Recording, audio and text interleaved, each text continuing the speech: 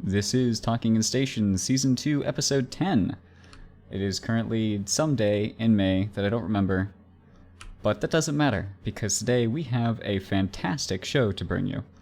Today, on the show, we're going to be talking about rental empires in EVE Online.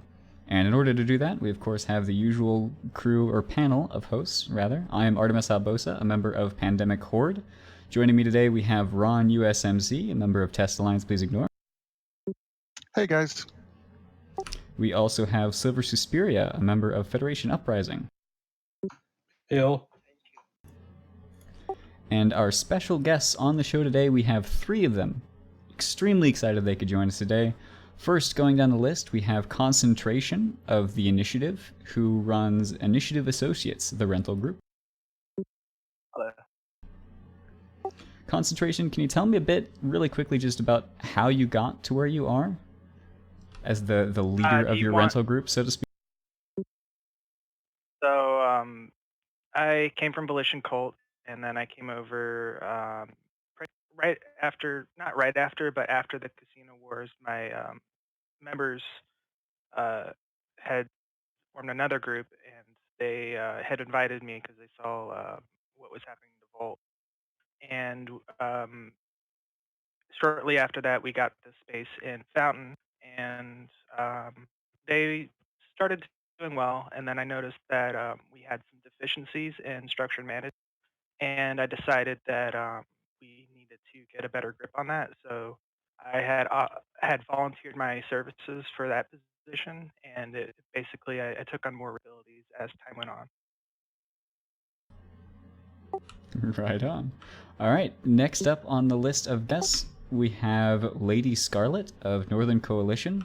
LadyScarlet is responsible for managing Rate My Ticks and Brothers of Tangra, two rental groups.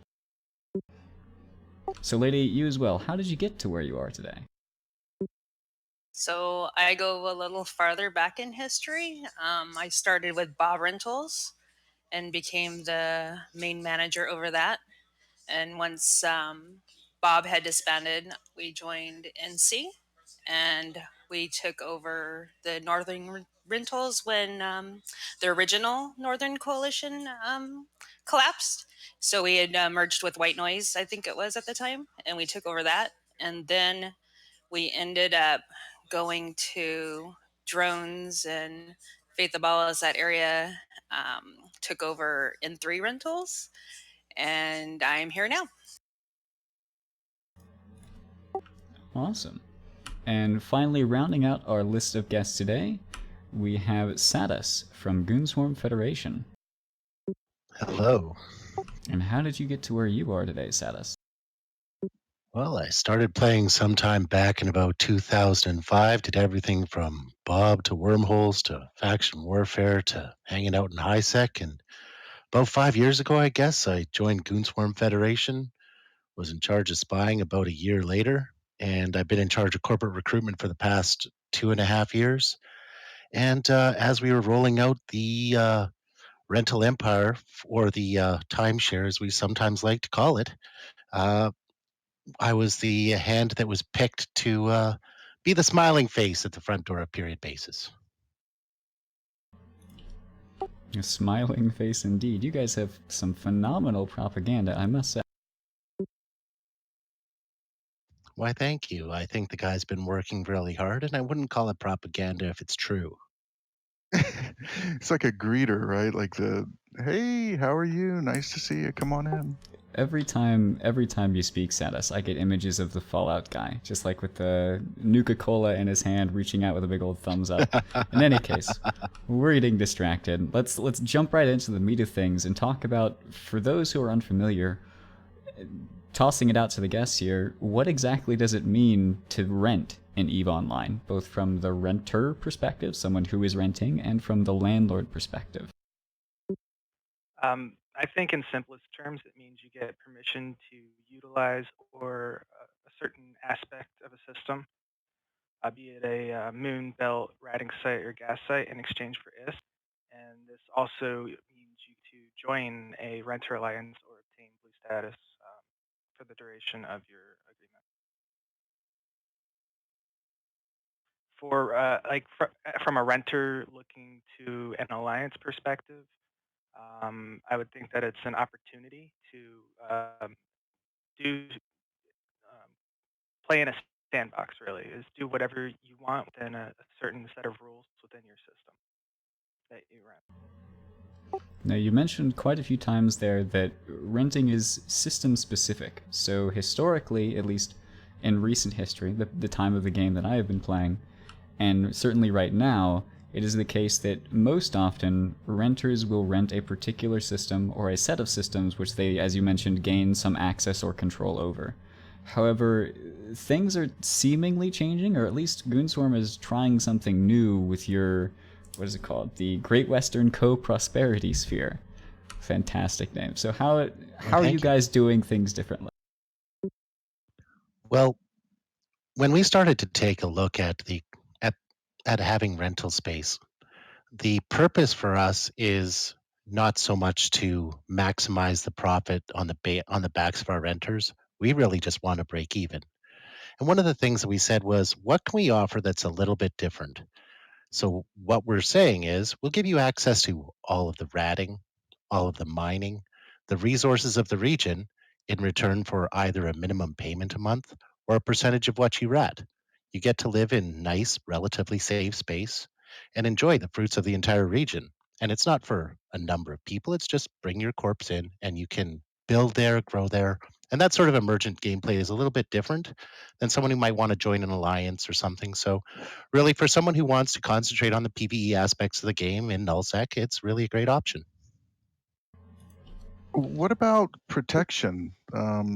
You offer them that, so maybe just like, what if 2 or 3 corps came that didn't actually perform that well, and they were constantly getting harassed? Would you guys help them with that, or how would that play out? Well, one of the things is we're in a corner of space that's relatively hard to get to, and all of these structures in the whole region are owned by the Goonswarm Federation. The utilization of those structures is available for everybody, but all of the actual structures are ours. So of course we'll defend our structures. We promote an I intel gotcha. network that allows people to tell when there's people coming in, and we don't have restrictions on things like bubbles or whatever. So if they want to build themselves safety pockets, they're 100% okay to do that. LadyScarlet, I want to transition to you for a minute here because you have been playing this game for a very long time. As you mentioned, you started in the rental business back with Band of Brothers. And Yes. over that time, has the way that renting is done or the way it's been perceived by the player base, has that changed that you've seen? I think it just depends on how you sell it. Listening to Sadus, we pretty much do everything the same way that he is discussing it. We just advertise it differently.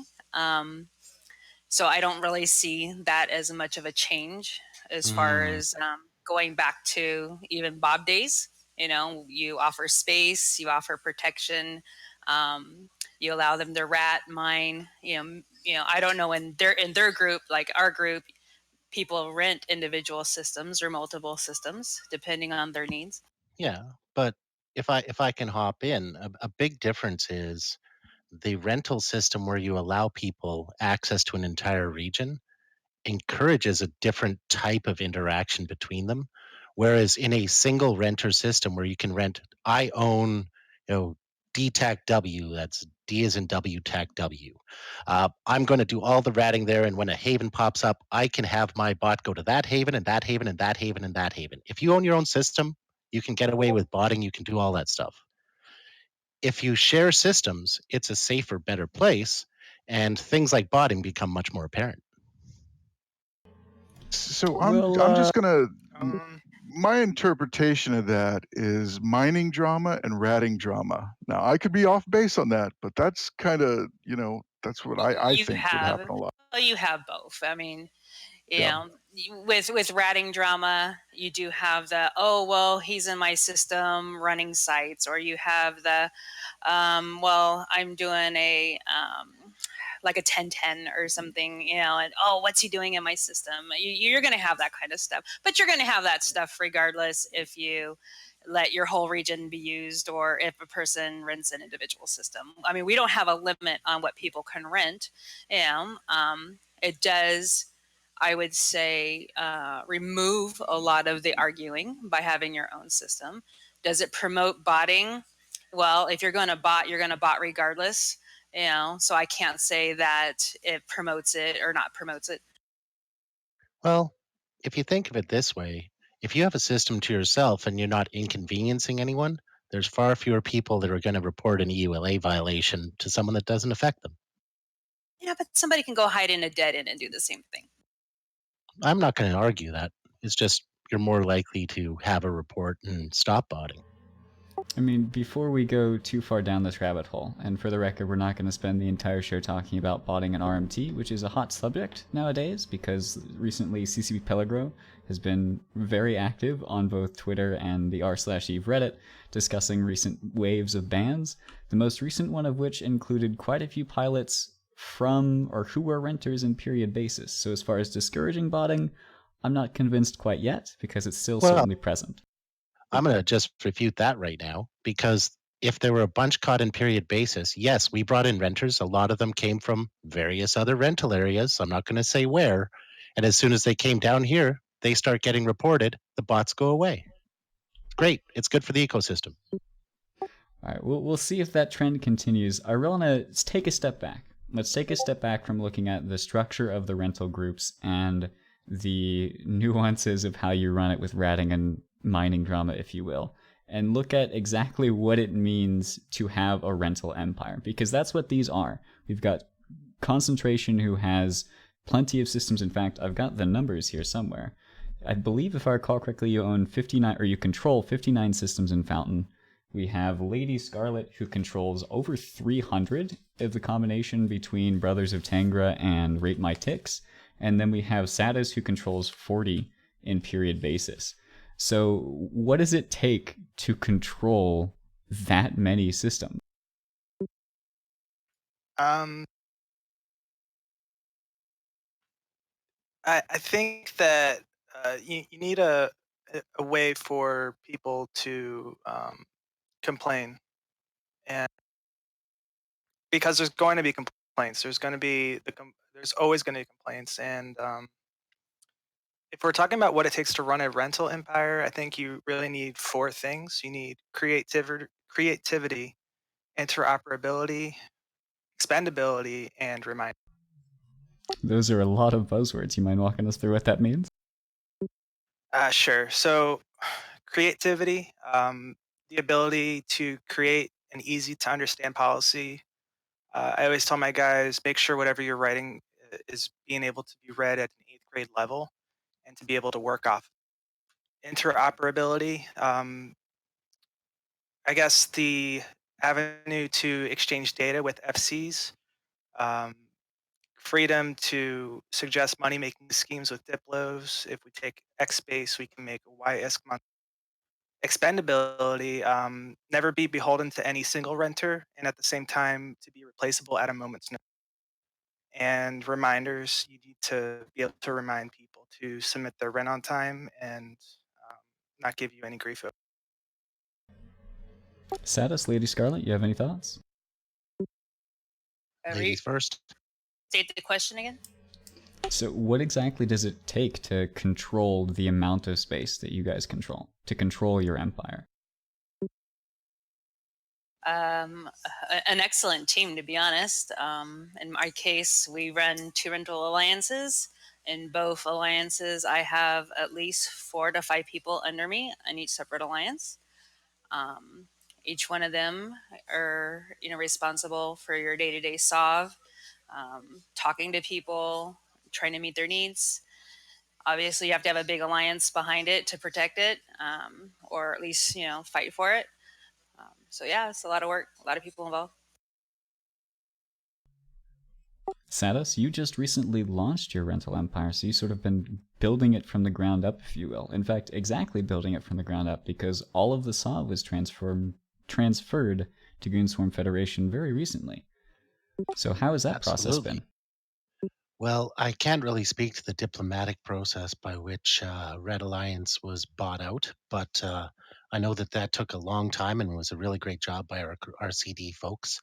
The transfer of everything over to the Imperium has been relatively smooth. There's been some hanger-ons and things that we've needed to deal with, but the tougher thing is getting the people into the system in the first place, ensuring that the ADMs are at a spot where they can start to build, grow, build their ships, make the type of money that they need to make in order to enjoy the game in their own way. We've had the ability to not have people with special deals. Everyone there has the same deal. I think that's a big benefit when you're starting up. There's kind of that initial contract. And we were also blessed by having the infrastructure already in place just for purchase that we're able to utilize. So we've had a lot of advantages that gets us in a good spot. And as you mentioned earlier, we've done a lot of advertising just to let people in. And then my background in corporate recruiting has proven to be fairly useful in bringing people in, talking to them, doing much the same thing that LadyScarlet says she does with her groups. You know, it's kind of that personal interaction and ensuring that they're getting what they want. It's a challenge though. It's certainly a lot of work. I want to take a step back for a minute, backwards in time that is, and think about when renting started. So we know LadyScarlet began getting involved with it back when she was doing it with Band of Brothers. Was Band of Brothers the innovator when it comes to renting? Did it start before them and they were just sort of jumping on the bandwagon, if you will? How did this whole thing get started? Renting has been around since basically the beginning of EVE. People just don't know it as renting per se. But Xanadu Alliance, who used to live in Fountain under Fountain Alliance, used to rent travel passes. So you got blue standings to move from Fountain to Delve to Cloud Ring to Empire without being. I'm really curious. How much were those like rental passes, and how much was rent like in 2005 and 2006? I'm just kind of curious about that. Yeah. Well, I was a new player back then, obviously. I wasn't in Xanadu leadership, but you know, people could pay like anywhere from 10K, 500K, you know, it just kind of depend on if it was alliance or corporation. You got a little ID number you put in your corp bio or in your personal bio, and then that allowed you to go back and forth through the systems if you had that. All right, that's cool. Were these sort of like the old Warp to Zero bookmark packs where sometimes people would scam you with it? Or was it still similar to how it is today where reputability is a big deal? I was Xanadu had a good reputation at the time. And like I said, it was, you were identified by your bio. So if somebody claimed, oh, well, like 20 neutrals were coming towards, Fountain Core, you could look in their bio, you see this, they're legitimate. If they didn't have this, then obviously they would be, met with a... Interesting. So it's such a neat system. It's like a passport, right? Like a kind of like travel passport, your papers, right? But it's in the bio and you can check it. That's just really interesting to me. Can you imagine the internet trolls of today putting up with that thing? It'd just be like, no. I don't think the type of gamers that are around these days, these type of gamers don't deal with that sort of thing that well. Well, no, but I mean, you can control it by standing. I mean, earlier there was an argument in the public channel about banning rental alliances in general. This is why I say you can't necessarily ban rental alliances, because standing still exists, and as long as standing still exists, there's still ways to make money via standing. Yeah, and I wanna really hit one point home here, which is that rental empires are a source of income for their ownership or sponsor groups, so to speak. The spreadsheet I showed earlier, which was the various rental groups, the number of systems they owned, and who was their sponsor, who they were affiliated with, they are a significant, I would say, portion of income to at least some of those groups, but certainly non-trivial. And to show that, I went through, and many rental groups have public lists of which systems are available and how much the rent is for those systems. Now, obviously, various deals could be brokered for specific groups, so you can't take these numbers completely seriously. But if you were to add up every single system and its rental value If every system in Cache, for example, were to be rented at face value, Cache the region would be worth 189 billion ISK per month of just straight cash, straight ISK coming in. For example, with LadyScarlet's empire in Malpays, if every single system in Malpays were rented out with everyone giving in exactly what is publicly available, that'd be worth 495 billion ISK per month coming straight into her wallet, or rather the rental agency's wallet, so to speak. Wow, that's exploitative. I was gonna Good say, job. yeah, let's be careful, not my wallet. It's like cops when they do a big drug bust and they're like, oh, the street value, and the cops are always like, yeah, what street? It's not that. Now, it's with this particular point on the profitability of renting in mind that I wanted to transition for a moment back over to the new enterprise springing up in period basis, because it has been made very Sure. public that you guys are doing this. You're designing your rental empire with the key goal in mind to steal renters and to steal income from your enemies, from those who you are in active conflict with in the game, right? You want to take renters Absolutely. from No RMT, from bot, from other groups, bring them into period basis. And so for that reason, you've set up things very, very differently to how they are. But nevertheless, you still have significant bills to pay. So all the infrastructure we've been talking about, all of the sovereignty, all the SOV upgrades, indeed, upwell structures are a significant portion of the infrastructure which especially miners, but also radders use to make money out of the space that they're renting. That costs ISK to maintain. So how does that play into the way that you're setting up period bases? Well, we have, I don't know if you've noticed, but we do a lot of mining and ratting, and the Goonswarm Federation might have a little bit of a wallet. So we're able to cover an amount of that and not worry about making that much ISK or making any ISK for that matter. If we were to lose X billion ISK a month, we kind of don't care because every ISK that we pull in and every renter that we pull over, it's negative revenue on the other side of the equation. So it's also another option for people. And if I was to take the money that I'm taking away from people on the other side and putting that towards a bill that I know is going to have a negative balance, I'm still making money because I'm not only if I lose 50 billion on this side, but it costs them 200 billion from an alliance versus alliance perspective, I'm up 150 billion and I win. LadyScarlet, I'm curious, not necessarily on your perspective of people actively trying to steal your renters, because I'm sure that's not necessarily a new thing. There's been competition in the rental space for years. But I'm curious about how you guys manage the maintenance of your systems, so to speak, of all of your SOV upgrades, of all of your upwell structures. Is it a thing where, like in period basis, RMT or bot owns all the structures, or do individual renters own them? How do you come down on that particular point? It is a combination of both. I mean, in some cases, we do hold them for renters if they don't have the ability to manage them themselves. And then other cases, they do put up a deposit. And when they move out, as long as it's on good terms, they get their deposit back. And they take it with. That's kind of cool. I like the damage deposit idea. That's really good. Yeah, I mean, it keeps people from throwing forts all over your space, right? And then like transferring it to somebody else. A 15 bill deposit for a fort is quite expensive, but they're decent people and they leave on good terms. We're glad to give them back. Concentration, I'm interested in how your group, Initiative Associates, does this. So, to LadyScarlet's point, I do agree that the structured deposits are a very effective way to keep them. I think there's only been one case of somebody voiding one of those, and it was on like an Athenor or something. They just transferred it to Pandemic Legion, but that was easy to take care of.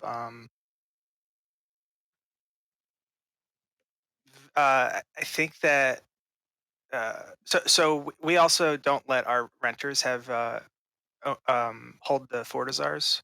That is strictly something that we um, manage ourselves. Like I'll anchor the Fortizar at a certain time so that it's not going to be destroyed. Um, the process of vetting a corp can sometimes be tricky. Um, the corps are sometimes they're just brand new. They're just freshly made. So um, we started instituting like minimum standards, like how many members you should have, and that's really cut down on a lot of like complaints between rent. I can speak more to that if you want. I'm curious about it, but I want to quickly give a bit of context here, and that is that one of the very interesting things, to me at least, about these rental groups and the way that you guys manage everything is the extremely long and complex system of rules and etiquette and restrictions that you have for how things need to work in these areas of space. For example, I'm going to put up for those watching on stream, we've got the Brothers of Tangra rental agreement, and I don't have an exact, looks like it's 13 pages of rules and other It's big. miscellaneous stuff, and this is the case for every single rental group that I have seen, barring Sadus's group, because he does things a bit differently for reasons I'm sure we'll get to later. So in the context of the extremely complex group of rules that you guys have to set up, what were you saying, Concentration? Continue, sorry. So part of the new corps joining, we have them fill out a survey, and it's really just an acknowledgement of key rules, and they need to click yes to all of them to even get into IA. But they basically need to acknowledge that they've read the thing. I don't take that at face value, but they have access to the uh, the agreement at that point. But as they go down the list, like I get to learn who they are, how many people they have, without having to do all the research myself. And then they have to agree, like to report botters, for example, or that if a neighboring system is not rented, that they're able to use it. So it covers subtle things like that and stuff like don't go to your neighbor's relic sites and stuff like that. It's interesting that you mentioned don't go to your neighbor's relic sites, because there are quite a few things in EVE which are not system specific. So for those unfamiliar with the sovereignty mechanics, within individual systems you can anchor upwell structures which give you certain bonuses, things you can use them for. But you can also upgrade the sovereignty itself, so the iHub structures, or iHub upgrades, to increase the rate at which various anomalies spawn, which then you can harvest to gather minerals or ISK. But things like anomalies, as Concentration mentioned, signatures, which you scan down, they spawn randomly throughout a region. So some groups, they say it doesn't matter where the signature is, if you're a renter, you can roam anywhere, you can do any sig. Some groups, they say no, you can only do sigs in your system. And another particularly interesting point, which I was very curious about when the change happened, are moons. So moon mining was recently rebalanced last year, and with it, moon changed completely. The way you harvest them, the way that groups gained income for them. So I'm curious from you guys who had, specifically Concentration, LadyScarlet, you had your rental empires both before and after the moon changes. How did the change impact you? How did you handle it before, and how are you handling it now? Well, Yeah, you go ahead. You're good. Well, for us, before it went to the new moon structure, it was moon goo. And so people, rented, moons based on goo types. Now it's based on, ore types. And so it didn't really, how do I say it? I think we make more money, now based on the new structure, because now you can rent multiple individual moons for individuals to mine the specific materials that they need for their building processes. Before, it was all about the goo and how much money you could make off of goo, which kind of limited, because The big alliances basically went after the higher value and then left the crap for everybody else, which nobody wanted. Sounds So you So, go ahead. so when we got, so when we got Fountain, it was a few months before the changes occurred, but and I wasn't particularly a veteran in it at the time. I was actually pretty new. So as I understood it, though, the income was primarily off of the moons, the SRP. So when we switched over, it was pretty. We had to come up with a way to tax the moons because it was a resource, and um, we decided to separate moons from systems in our agreement. And I know some renting groups actually include moons into their system so that's an interesting model, I think. But the income security is not there if you do that. We separate ours as well. Sadus, how do you manage moons on a period basis? Well, on moons they'll be handled much the same way they're handled in places like Aquarius or our part of Fountain, where the 64s and the 32s will probably take for ourselves, and then we're still working on how we're going to handle the moons of the other types that people are interested in. But I think you have to separate them across, especially in our model. You'd have to separate them. I'm really genuinely curious. Like, LadyScarlet, you mentioned that the income has gone up for you. Are you able to disclose relative to amount ISK paid for systems? Like, how valuable are moons? Are they a big part of the business? Are they a smaller part of the business? This goes for everybody. How much income is there? I would say close to 50% of our rentals is moon income. But Do you you have guys, to keep in mind. Go ahead. I was going to ask, do you restrict who can rent moons based on there's a moon in the system that you are renting, or can you rent a moon that is not in your system? Just a quick clarification question. Outside of the NC and PL pockets, I'll use RMT for example.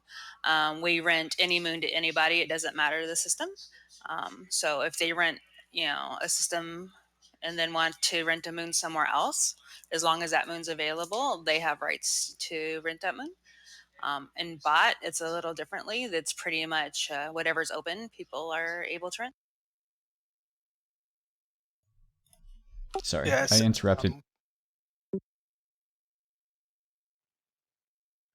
We have a similar like proportion. Like it's about half as well.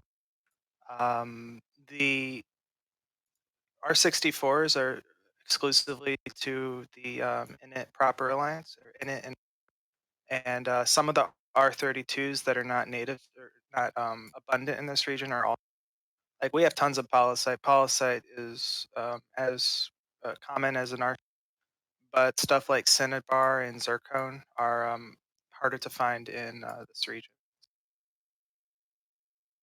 Those are also treated like R64s for availability. Makes That sense. brings me to my next question, which is, in mainstream alliances nowadays, big nullsec block powers, we've seen a trend that was started by the Imperium down in Delve, where you really start your own individual economy in your home regions. So you build things locally, you can do it significantly cheaper. Sometimes, like in the situation in Delve, it's so costly to export from Delve to main markets like Jita or Amar or what have you, that prices will be way, way lower for things that require high volume building materials. The constant example are super prices in Delve are just absurdly low. Are individual markets in rental regions also a thing, and do you guys control those, or is it just everybody filters things to and from Jita? How does that work? So for us, we have given the renters access to a market in Hicks, jump freighter routes that'll get them right to Jita if they need it. They're all using the same tools that the Imperium does to move things. And then we're promoting our people who do production to source as much locally and sell it down in Hicks. And we have rules around the amount of markup that we're allowed to charge. It can't be exorbitant or any of that. So all the standard stuff exists for markets, and it's just another way for us to build up another set of consumers. Concentration, how about you? I'd say it's more the jitter route. We do have Init Freight, which is not sponsored by our alliance, but they are like a lot of people in our alliance use them, and the renters also get access to that service, and it really helps out like the ways because the holding alliance we will import tons of stuff. We'll import ships, but then you need like volume for the way back, so you're not wasting fuel. And that's where the renters can be very helpful in that. But they also have their own freighting businesses, and um, they're not necessarily cheaper than what you would find in one region over and one DQ. But we do use them because it's just more convenient. And LadyScarlet? We offer it's basically both. I mean, we offer buybacks from renters if they choose to sell locally. We don't put a rule that you have to sell locally, and as well as if they build, we try to make deals with them and stuff that benefits them as well as benefits us. That being said, we do restrict them from like jumping their stuff to like dreads. They'll make dreads out of our structures and then jump them straight to like NPC fountain. Like they're strictly not allowed. So You really don't want a bunch of people floating around with caps for no reason. Makes sense. Yeah, and we do monitor. Oh, really? I suppose I should have asked earlier. Do you guys collect like APIs, or rather ESI scopes from your renters? Is that a control that you have similar to how null block alliances you have basically full access to all information available on member characters? I used to. In our case, we tax Soyos. So if a renter was to come and say we want a Soyo, they would pay an additional tax beyond that to ensure that if anything's going out of our home area, that at least we're making money off of it. But for the most part, we don't let renters have things like that. So if I heard the question, it was actually about ESI. And I think in order to run a rental empire, if it has anything resembling a percentage tax, you have to have some sort of ESI membership or authorization for them, because you have to track their transactions. Sadus, I really quickly want to ask you a bit of an aside here, which is Goonswarm Federation and the Imperium as a whole have long touted their quality tools that they have as a result of various members who are extremely skilled IT professionals who build these things in-house. Do you feel like those tools are significantly better, both specifically in terms of managing a rental empire? Do you feel those tools that you have give you a significant advantage? Can you describe sort of in what way you're given an advantage by those tools, or maybe the tools themselves? As it's a fairly nascent group, the tools haven't had as much time to develop as many of the other places within the Greater Goonswarm Federation. So we do have some things that we're using. Those things are very helpful. I would say particularly in the areas of recruiting and that sort of thing. I expect more tools to be developed over time, but I would say that we're probably not at a tools advantage from a rental perspective. I'd be kind of arrogant to say that. Lady's been doing this for years. Everyone on here has been doing this for a lot longer than I have, so I can't sit around and say that we have the best tools. We're the new kid on the block, just trying something new. Fantastic question to LadyScarlet and Concentration then. How are the tools that you guys take advantage of? Are there anything in-house? Is there anything you can disclose publicly, I suppose I should ask? We would only require it on Capitol building. Other than that, we don't need to know like what people do day to day. I know that there's some specific instances where I like had good intel, and I needed to know what the API of everyone in the corp, and I did receive it in a timely manner. I do think that I do tell the CEOs who rent from us that they need to have access to their member APIs. So that if I were to come to them and say, "Hey, what's your member doing?" they're able to provide me with some information. Yeah, let me just state that, it is stated that we can come to you at any time and ask you for it. However, we don't necessarily ask for it unless there's a.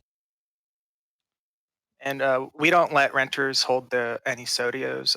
In order to actually hold an Yeah. ASBL, they need to both pay us a deposit, and they need us to hold it for 6 months before we even consider transferring it to them. Curious. I want to talk a little bit about the renters themselves now. You mentioned concentration, that you reach out to the CEOs and require that they have access to their own members' APIs.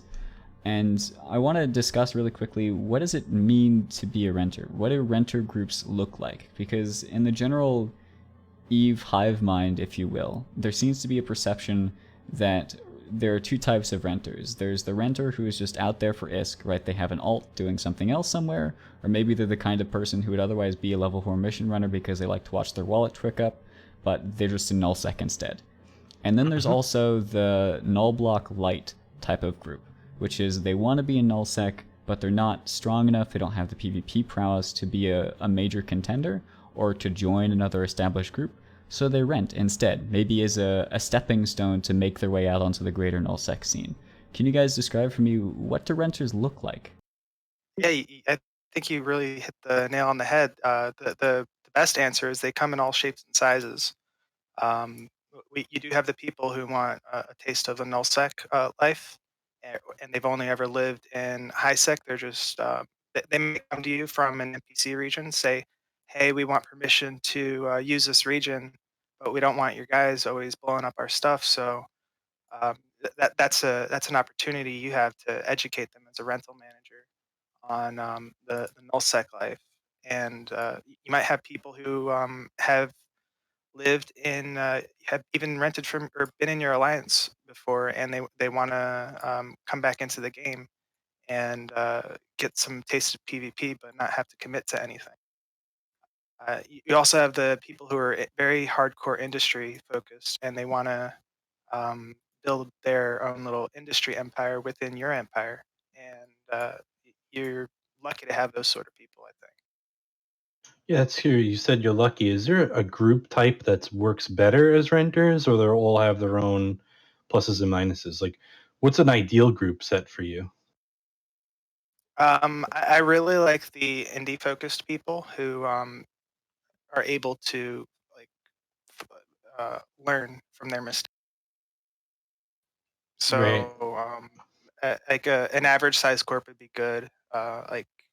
Average to me is like 20 to 30 within one system. They know what they're doing, or 20 to 30 characters really, because you can't really ever tell how many are actually. So, do you actively help them? Like, if they came to you and said, "Hey, we're trying this and it's not really working out, or we're not making profit. What do you think?" Like, is part of the relationship like developing maybe a tie or an ally maybe at some point? I would say so. Yes. Like, is there ever a path to then formally join you at some point too? Like, if they say, "Hey, we really like, living in your region and you've been very helpful," like, can there be a path to join, yeah, the alliance as a whole or the coalition as a whole? Yeah, so I don't think there's been one instance of someone coming from IA over to IM. Like we have renters who have been with us for over a year and a half now, and they're happy where they are because they know if they join IM or in it, that they would be required to attend fleets and have all their members attend fleets. It would be a big jump for them, and they'd probably unrent their space because then they'd have access to other resources. So Sure. they do get comfortable in their little location. I'm curious, you mentioned that renters come in all shapes and sizes, and that's true not just in terms of the size of the group and the type of group, its internal culture, but also the people themselves, because Eve is an international game. It's online, it's available anywhere, even in China through a VPN, And so you not only have people from different cultures, different personalities, but also different languages. So I know in particular LadyScarlet's Brothers of Tangra and Rate My Ticks rental agreements are all available completely translated into Russian. I think I've seen some groups who have theirs translated into German. How do you guys manage handling or dealing with people from different cultures and who speak different languages? And soon to be in Chinese. You just have people who speak that language help you. Mm-hmm. Yeah, it can be difficult sometimes, but you try to make the rental agreements read easily, so that if it were to be translated into other languages, that they'd be able to understand it. And you have to have clear language, especially when you're talking to an ESL person. It's English as a second language, because something that you say might be translated differently. Like if Yeah, you say, yeah, if you say like hold your rent until the first of the month, it might translate to take your ISK in hand and pay first. So you really have to be careful with the sort of language. yeah, you have to be willing to understand that Google Translate is being used on you an awful lot, and be able to reverse engineer Google Translate and try and figure out what people are saying. It's a skill. I'm kind of curious. Do you guys have, and Lady Scarlet probably most, do you have like an average time that a particular, types of group rent? Is it, a year or 3 months or, you know? I've had some renters who have followed us for like the last 5 years. Then again, we have people who, rent and leave 3 weeks later to go do something else because it's not for them. Yeah, we have that same sort of experience. And And so if they, you're gonna oh, go ahead. find people. Yeah, you're gonna find people who are going to have real life issues. They'll say, I was in the hospital for the last 2 months. I'm so sorry. And they're only able to communicate to you through Discord, or they'll say they have a death in the family. So you do encounter a lot of that. And I used to think like in the real world, when you're interacting with the same people every day, you're not going to see much of that. Like you might see it every once in a blue moon, but as a rental manager, I do see that more often than I'm comfortable to. Here's the thing that I've learned in over the years. If you treat a renter as a person, as somebody who is a potential corporation or alliance that's going to grow in this, game, as opposed to just a ISK making machine, these people are going to tend to follow you because they have respect for you. The same, it goes both ways. The ones that you just like, give me your money, go away, those are the ones that jump ship every time something happens. Okay, so now I have a hard question for you guys. Um, what if you don't hold up your end of the bargain? Do you give refunds? Do you, kind of make it, you know, right with them or, along those lines? As opposed to I would say yes for the clarification most part, question.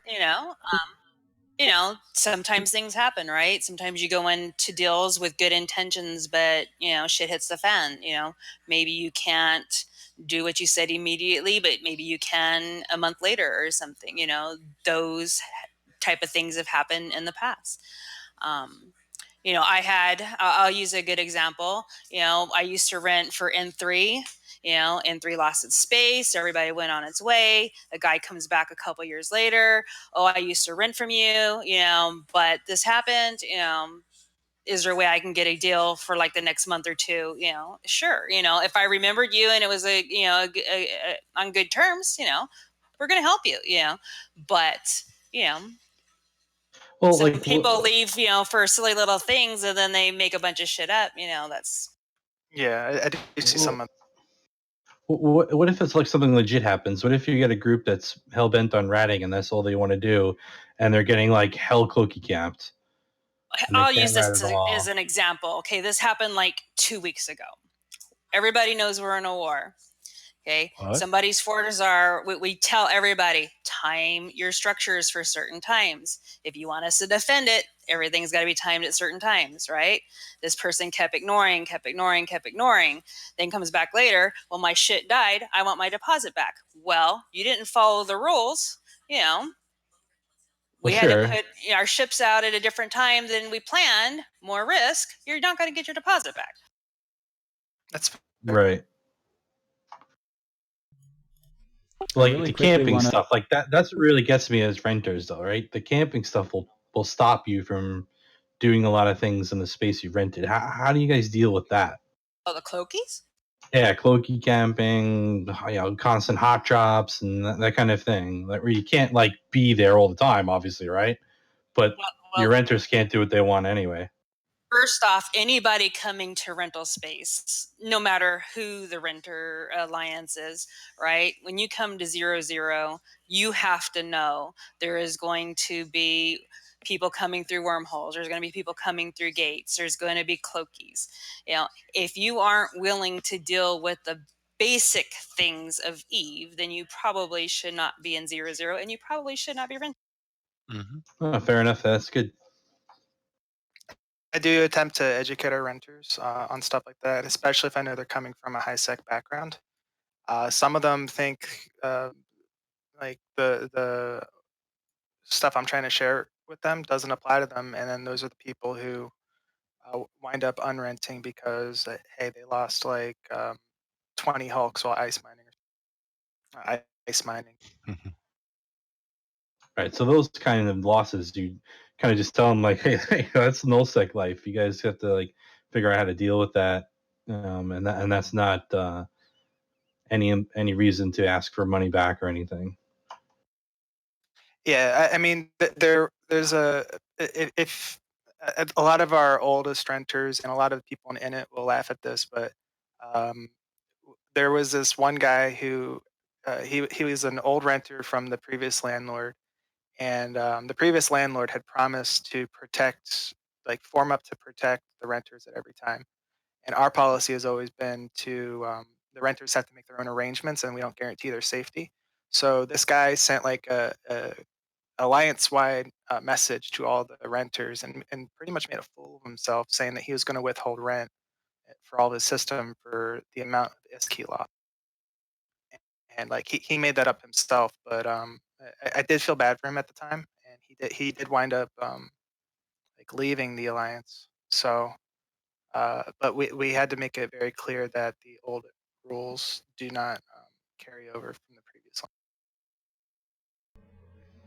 I want to keep the conversation in the context of what are renters like, but bring it more towards the direction of dealing with conflict and competition. So right now there's a war going on. The Spire is under heavy contest. For years, renter groups have been the targets, and their assets and indeed their income to their affiliated sponsors have been targets when you want to hurt another group, right? One nullsec entity wants to hurt another one, let's go attack the renters. Or someone's attacking us, let's go attack the renters, so they have to shift their focus over that direction. Do you guys see renters who are spies or who maybe have loyalties to one nullsec group or another? I know Elise Randolph has said in the past he put spies into various renter groups and was amazed to find that they sort of like, they pick football teams, if you will, out of the nullsec entities. Some of them really root hard for goons and some of them really root hard for darkness or what have you. Do you guys see that, and how do you manage the impact of the ability for people to put spies into these rental groups? I think you can't really touch the spying thing. If they want to get a spy into any corporation, a decent spy is going to make it in. If it's just someone reporting what's happening in local somewhere, do you really care? Not really. It's if they start doing the other stuff, that's more of a concern. But What other stuff do you mean? oh, the blue sinos, anything like AWOCs and people. The standard stuff that you have to worry about, even people who join your alliance. When people just join, are they someone coming from somewhere? you have your levels of OPSEC security. You can talk about certain things with certain people, certain things with other people. And then with the big fancy people, you can talk about with whatever else you want. But I don't think there's a potential way to stop people from getting into the ground floor in any nullsec alliance. I sort of expect it and I brace for it within like tolerable limits. There was a time when we were like letting anyone in because we wanted the content. We wanted like renters to generate content. We've kind of dialed back on that, but I remember inviting someone who I was very suspicious of, and Pandemic Legion wound up losing a dread bomb because they used that guy as a way in to bait out Shines' Moloch. Mhm. I've So 100% allowed people in and then just spent time watching them. yeah, it only took 3 weeks for that dread bomb to happen. The thing you have to remember is with renters, they only have access to a limited amount of information for the Mhm. most part in most groups. So if you just assume that potentially every single corp that joins a renter alliance is probably going to have a spy in it or come from a possible hostile background, then you're already one up on. Curious. Yeah, and the people who don't expect that, I feel bad for them, but they really should take what Lady just said and try to apply. Like if you see a renter from another group coming into your system, you should probably stop ratting. You should probably tether up your super. So as long as we're on the topic of undesirable renters, we should probably address the elephant in the room, which is botting and RMT and its relation to rental empires. So we're not going to What does dwell on botting this. mean? I've never heard that That's a term. good question, Ron. I should explain. I'm not an expert on botting, and it's not up to me to figure out what a violation of the EULA is. But if someone's violating it, by all means, they need to get reported, and CCP needs to do their job. So there has been a lot of discussion about whether rental groups themselves are responsible for actively going out and trying to hunt down bots. If they are, like, there have been accusations thrown that various groups harbor botters who they know they're botters and they let them stay. Obviously, none of you are going to say, yes, we harbor botters, and every single one of you is going to say, yes, we report botters when we see them. Same thing with RMT. Is there Not anything only that you that, can say I'm to the shocked and topic appalled that's that not... you would insinuate that I would protect botters. That's really shocking and appalling to me. Every single time I've been approached, I've recommended someone puts in a ticket. And if I hear that someone is botting, that's not something good. And that's why we designed the things we did the way we did, so that bots would get reported. People who violate the EULA are not helping the health of the game. Yeah, so I think this is a very extensive topic that everyone has an opinion on. I believe there is a shared responsibility with the alliance renting the space to remove the botters from the space they govern, and for CCP to ultimately remove the botters from. If all renting alliances kick the botters, and CCP could go after them in like the pockets that they will eventually end. And I do make all renters understand that they are supposed to report the botters to CCP. They wouldn't have added it as a drop-down option if they didn't. And I do also think that botting can interfere with other renters' ability to enjoy the benefits of renting. Um, Botters do flare up the map with NPC delta and kills, and that does attract hunters and campers to the areas. So that is one way that botters are detrimental to a rental empire, but LadyScarlet, you shed some light on other literally directly financial deficits that result from botters being a part of your empire. Could you share those again for people who didn't see it in the Talking in Stations Discord chat? So basically, one of our alliances, which is not the only alliance this is affected, had some money taken from a wallet based on banned botters. When I got the email of who these botters were, they were immediately removed. However, ISK was not returned because they could not financially go back through all of the logs to determine how much ISK was made or received from the potential botters. So did they like go in and take all the ISK they thought that was paid in rent from money earned by botting? Is that what happened? They took what was basically sitting in the wallet. Oh wow. Yeah, the wallet was at 0. So basically, to lay out the argument that I've been trying to make with this discussion here, rental empires, for those who think that they are harboring botters are a verifiable detriment to rental empires in every sense of the word. Sure. Right? They attract hunters, they attract the ire of competitors, they attract the ire of other members of nullsec, and they'll get you losing a lot of money as a result of CCP bans. Right. So, And So- there's nothing that the voice behind the glory hole on Reddit likes better than to point out that Goons has a botter. Like, it's their favorite thing ever.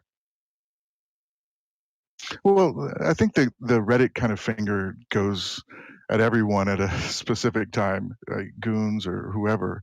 But it's interesting because I just wanted to ask: do you guys have a special way to report botters? I don't think you guys do, right? You would just submit a ticket, like We submit a like any ticket just other. like everybody else. Yeah, you'd Absolutely. almost think that it would be like I don't know, like a highway or like a better way for you, that if you happen to, run or think that there's, this group, instead of you having to spend your time to investigate or whatever, just, you be able to send in like a special ticket and it goes straight to whoever, Peligro or whatever, and they take a look at it. Well, let's first just be clear. None of us have tools to actually know 100% that any single person is actually botting, right? People come in local, they see them warp off, they see them immediately log, oh my gosh, they're a botter. This can be said of anybody at any given time doing anything in local, right? So you have to hope that you catch them multiple times. And then if people get evidence, then you investigate, right? In our case, we had money taken away. When it was addressed with CCP, we were given a list of people who had already been banned, and some of these for a while, that they didn't even remove from the game. They were just banned sitting in our alliance, right? And they said, well, you had over this amount of time, this many botters or RMTers. So I was left kicking all these people out. My problem is if you know that these people are doing it and you've already banned them, why are these alliances or these corporations still in the game? That is a very good point. Like if they were to maybe notify the executor that people are getting banned, then that would be awesome. Yeah, if they had a tool, hey, you know what? We have 5 reports of this corporation that's in your guys' rental alliance of botting. Give us the opportunity to kick them immediately. I, for one, am against botting of any form. But or maybe an ESI endpoint, something, anything. So botters and RMTers, definitely a headache for you guys to deal with. Not something that you are certainly incentivized not to harbor, not to keep around. Are there any other? It kind of comes in hand. Okay. Well, usually if somebody's botting all the time, right? What are they doing with the ISK? Most likely they are RM. That's a good point. Yeah, they don't inject the money back into the space. They don't utilize the services. Maybe they'll use cloning services, but they really won't. They won't mine usually. So or maybe if they do mine, they'll export the minerals somewhere else, or export the ore somewhere else, or the ice somewhere else. So you do lose out on hidden revenue, like through utilization of like T2 rig, Totter. So there is that. So we've described. There's no real financial incentive to keep them around. We've described what an ideal renter would be. We've described some examples of bad renters, right? Botters and RMTers. Concentration, I know you shared a bit of a horror story with the one guy who didn't quite understand that the rules had changed. LadyScarlet, Sadus, I know Sadus, you're sort of new to the game, but maybe you've had one already. Do you have any horror stories of particularly bad tenants, quote unquote, that you've had to deal with? Ladies first or me? Go ahead, because I have to think. So it's very difficult for me to think. So as I'm new, as he said, I haven't had anyone who's that bad. Most of I have are people who are very engaged, and I can't complain that much about that. I know from my perspective, I've rented very briefly. After I left Mercenary Coalition, I rented for like 2 months from Triumvirate back when they still owned Insmother, just to keep my VNI ratters running, keep income flowing.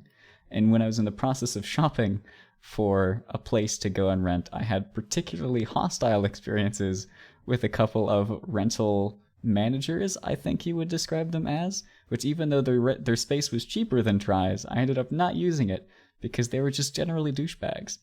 So that was my experience with some unsavory landlords, if you will. Lady, have you had enough time to find some good stories for? Not as far as individual renters. I mean, just the typical headaches probably most people have had with renters. Headaches like people not paying bills or people not following the rules? What Sneaking kind of around, headaches do you maybe see? putting up structures, trying to leech, resources that maybe they don't have agreements with, AWOXers. The biggest nightmare ever was just, it wasn't even a renter. It was, when we had N3, when we had an alliance manager at the time, basically disband and steal the wallet. That was probably the biggest nightmare I've ever seen, but that wasn't renter. Curious. You know, um, I just want to kind of state, we've been talking about how bad renters are and spies and AWOCs, but I just want to say that I think like the renting play style is awesome. I think more power to them because this game's been around for 16 years now, and people have families and people are older, and you can still partake in nullsec, but you don't have to deal with an alliance. You don't have to deal with showing up to fleets. Like, you just pay ISK and you can enjoy your little sites and do your things. So that's just me personally. I know the Reddit hive mind like has all kinds of words to say about, but I think it's great, man. I think it's a great thing for them. I see a lot of people kind of in that boat, and I don't think that I don't think we've been extremely negative about them. Of course, we've said yes, there are going to be spies. Yes, there's going to be people doing bad things, but we wouldn't be in this business if that was the vast majority of people coming in. I think a lot of the folks that you're finding are those people who were in high sec running their level 4 missions, got tired of it and decided to find a better place. People dipping their foot into null for the first time, or people who are trying to see if they're going to like being related to a major entity and trying to build up something so that they can qualify to move into one of the major blocks. Yeah, I was going to say we have previous renters who are now fighting alongside with us, right, in this war. And with their alliances and stuff. So those alliances would have never grown if they were never given a chance to do something in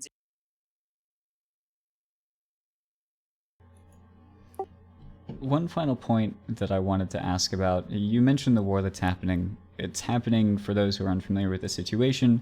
We've talked about it on previous shows. You can go back to those if you want some more in-depth stuff. You could also check out the New Eden report. They've got some good coverage. But the Spire is effectively being invaded, and the Spire used to belong, entirely to Brothers of Tangra.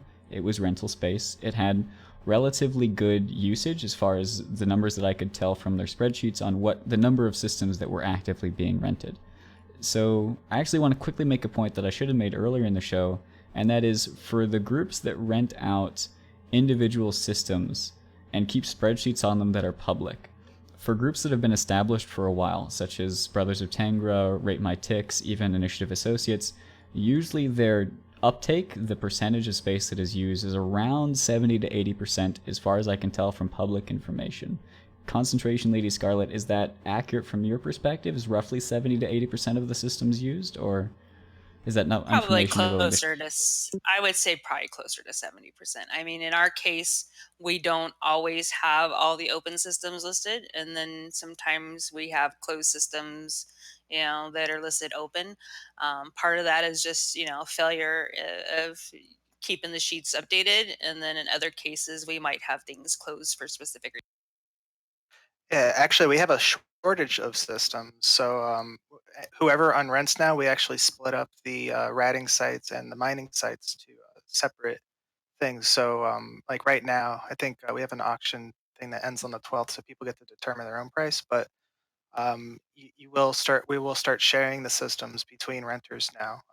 And if you want to rat, you can rat, and if you want to mine, you can mine. Interesting. So sort of going towards more the period basis model as systems become available. Somewhere in between. We still want people to. This is more to secure our income as opposed to like make as much money as we can, because we have these auctions and then people overpay and then ratting changes happen, and then that's actually led to some people unrenting because they can't maintain the systems at the prices that they were expected to pay due to the changes that CCP just implemented with ratting. That's a very interesting point you brought up. It has not occurred to me up until this time just how big of an impact the various changes to Rorqual income or the boost that you get or even the anomaly spawning changes would have on these rental empires. Have you guys seen a major impact on your business? Yeah, it didn't seem like a big impact to me. My ticks are a little bit worse. If you're not charging people through the nose, it wouldn't have much impact at all. Yeah, I mean, I don't know. What do you guys think? Do you get them complaining a little bit about income drop or something? This approach attempts to address the changes that happened. We do have some people who are complaining. Um, the people who only utilize the system, like a very good sex system, just for are like they're basically squandering their uh, or they're not effectively utilizing the space is what I'm trying to say. So this not only lowers the cost to them, but it also brings more people to the region.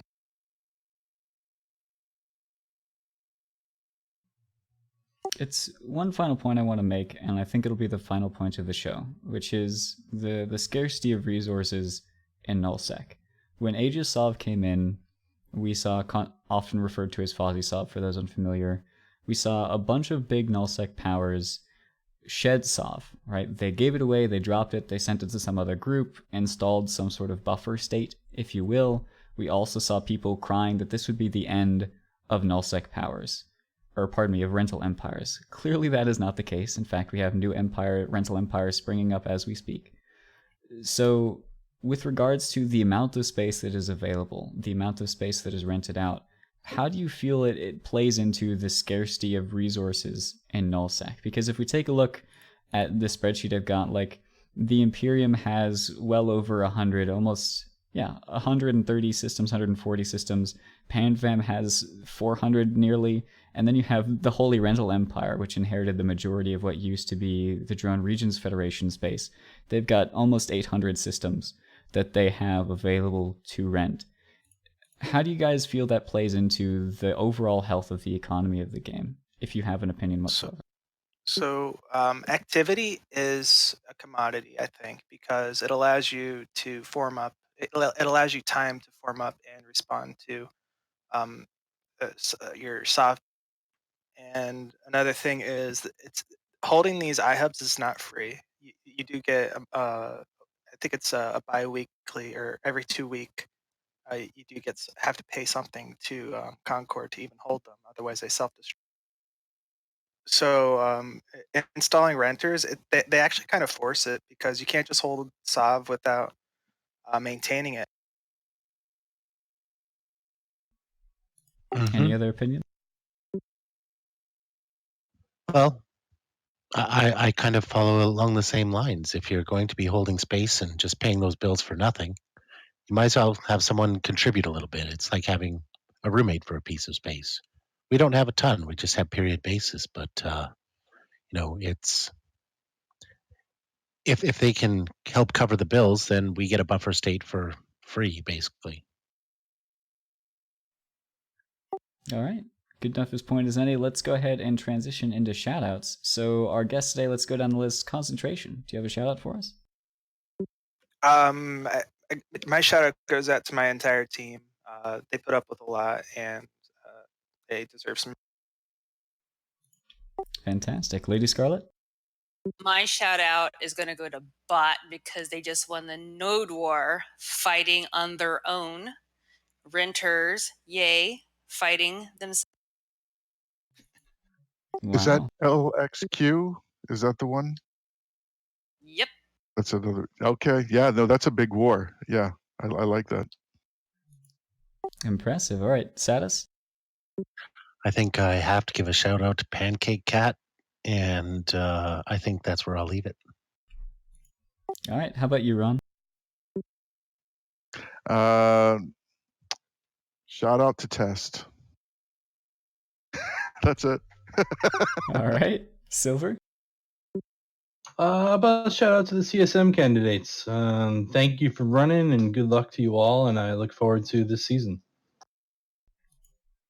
All right. And my shout out goes to Matterall for deciding that we were not going to moderate our Discord channel today for a few hours when we had a couple of interesting people drop by and have some opinions to share. So if you manage to survive, or you decide to go and enjoy the journey that is that multiple hundred messages of scoreback, you can thank Matterall. And that'll do it for this week's episode of Talking in Stations. You can check us out here every week, 0100 Eve time, technically Friday morning, but Thursday for the US. We'll also have a show this coming Sunday. It's going to be an interesting one. Last week's was incredibly interesting. Elo Knight and Pro God Legend on the Shame show together, even though they're fighting on opposite sides of the war. Go check it out if you've missed it. We also have The Whole Story, new show that's been started up by Exuki on Wormholes. You can check that out as well. And we will be doing CSM 14 candidate interviews. If you're a CSM 14 candidate and you have not already, and you're interested in getting an interview, poke me on Discord. Artemis Albosa will get you sorted out. And also, of course, our viewers can be on the lookout for those as you're filling out your ballots. Any final thoughts? Thank you very much for the invitation, and everyone have a good day. Indeed. Thank you once again to our fantastic guests, Concentrat0n from the Initiative and Initiative Associates Rental Empire, LadyScarlet from Northern Coalition DOT and Brothers of Tangra and Rate My Ticks, and Sadus from the, let me get the name right here, Great Western Co. Prosperity Sphere. Thank you. The names are so funny, man. The names crack me up.